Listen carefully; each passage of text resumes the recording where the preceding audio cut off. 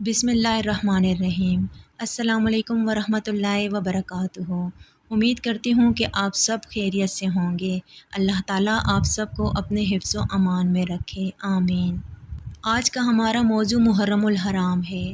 آج ہم ایک عظیم مہینے محرم الحرام میں داخل ہو چکے ہیں۔ یہ مہینہ نہ صرف اسلامی سال کا پہلا مہینہ ہے بلکہ قربانی، صبر اور حق پر ڈٹ جانے کی ایک عظیم تاریخ اپنے دامن میں رکھتا ہے۔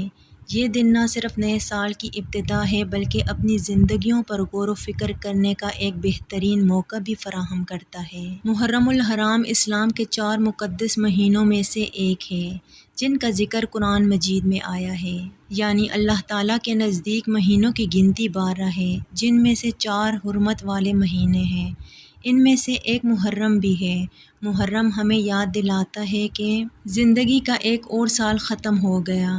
ہمیں اپنا محاسبہ کرنا چاہیے کہ ہم نے پچھلے سال میں کیا کھویا اور کیا پایا۔ نئے سال کے آغاز میں ہمیں یہ عہد کرنا چاہیے کہ ہم اپنی زندگی کو دین کے مطابق گزاریں گے۔ اہل بیت کی قربانیوں کو یاد رکھیں، خاص طور پر حضرت امام حسین رضی اللہ عنہ اور ان کے ساتھیوں کی قربانی جنہوں نے دین کی سربلندی کے لیے اپنی جانیں قربان کر دیں۔ محرم الحرام کا ذکر واقعہ کربلا کے بغیر نامکمل ہے۔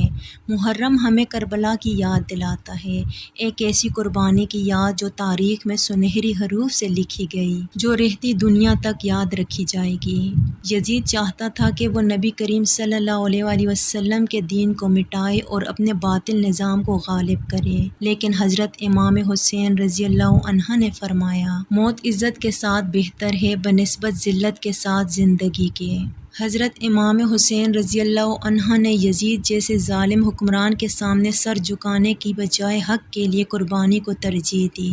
ہمیں چاہیے کہ توبہ استغفار کریں، نئے سال کے آغاز پر اپنے گناہوں کی معافی مانگیں، دل سے استغفار کریں، نیک ارادے کریں، گزشتہ غلطیوں کو یاد کریں اور سدھارنے کی نیت کریں۔ دینی کاموں میں بہتری لائیں، نماز کی پابندی کریں، قرآن سے رشتہ مضبوط کریں، صدقہ و خیرات کو عادت بنائیں، اپنے بچوں کو واقعہ کربلا سکھائیں، حضرت امام حسین رضی اللہ عنہ کی سیرت سنائیں، صبر، وفا اور حق کی تعلیم دیں، دعائیں کریں۔ حضرت محمد صلی اللہ علیہ وسلم نے دعا سکھائی، یہ دعا نبی کریم صلی اللہ علیہ وسلم سے منقول ہے۔ اللہم ادخلہ علینا بالامن والایمان والسلامۃ والاسلام ورضوان من الرحمن وجوار من الشیطان۔ اے اللہ، اس نئے سال کو ہمارے اوپر امن، ایمان، سلامتی اور اسلام کے ساتھ اور رحمان کی رضامندی اور شیطان کے بچاؤ کے ساتھ داخل فرما، آمین۔ نبی کریم صلی اللہ علیہ وسلم نے فرمایا، رمضان کے بعد سب سے افضل روزے محرم کے ہیں۔ اس مہینے کے آداب: گناہوں سے بچنا، نیکیوں میں سبقت لے جانا،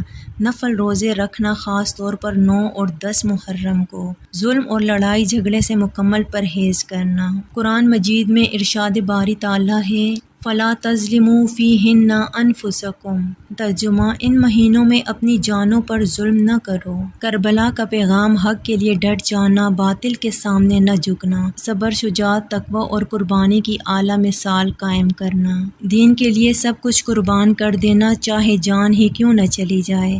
ہمیں کربلا سے یہ سبق لینا ہے کہ ہم دین سے غافل نہ ہوں، باطل کی حمایت نہ کریں، حق کی راہ پر ثابت قدم رہیں، نبی کریم صلی اللہ علیہ وسلم کے دین کو اپنی زندگی میں نافذ کریں۔ یا اللہ، ہمیں حق پر چلنے، باطل کے خلاف ڈٹنے اور دین پر قربانی دینے کی توفیق عطا فرما، آمین ثم آمین یا رب العالمین۔ ویڈیو اچھی لگے تو ویڈیو کو لائک، شیئر اور چینل کو سبسکرائب ضرور کیجیے گا۔ جزاک اللہ۔ اللہ تعالی ہم سب کا حامی و ناصر ہو، آمین۔